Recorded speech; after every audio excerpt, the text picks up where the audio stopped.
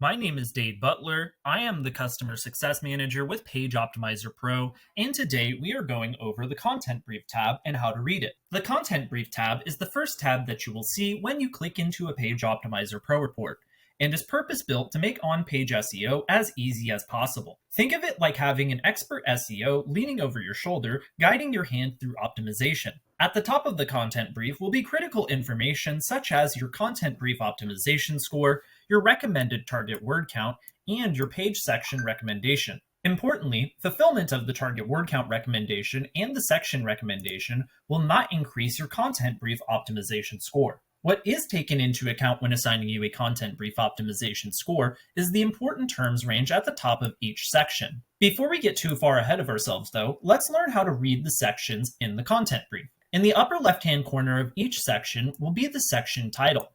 Next to that title will be a tooltip. This tooltip will let you know what tag that particular section is looking at. To the right of that tooltip will be the aforementioned important terms range, and to the right of that, the current count. The important terms range is the goal to shoot for, while the current count represents the current number of important terms you have in that section's monitored tags. To the right of that will be the convenience features of your section.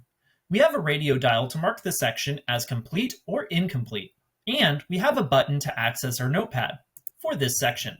This is an incredibly convenient tool as these notes are visible inside of the content editor as well as the Chrome extension when editing. We have a button to collapse this section out of the way if we have already satisfied its recommendations. Finally, we have the ability to download this particular section as a TXT document. To download the entirety of the content brief, you'll need to click the three dots button in the summary section. From there, you can download the entire content brief as a PDF or as an Excel document. For the meat and potatoes of the section, we have the important terms column, the current usage column, and the target range column. What the content brief wants you to do is use any combination of important terms up to the recommended target range. As your current usage for these terms rises, so too will the current count.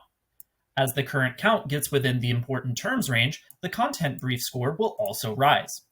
Keep in mind that the target range is how much of a term it will count. For example, in this report, it will not count more than one instance of SEO towards our current count, but we'll still see additional usages inside of the current usage column.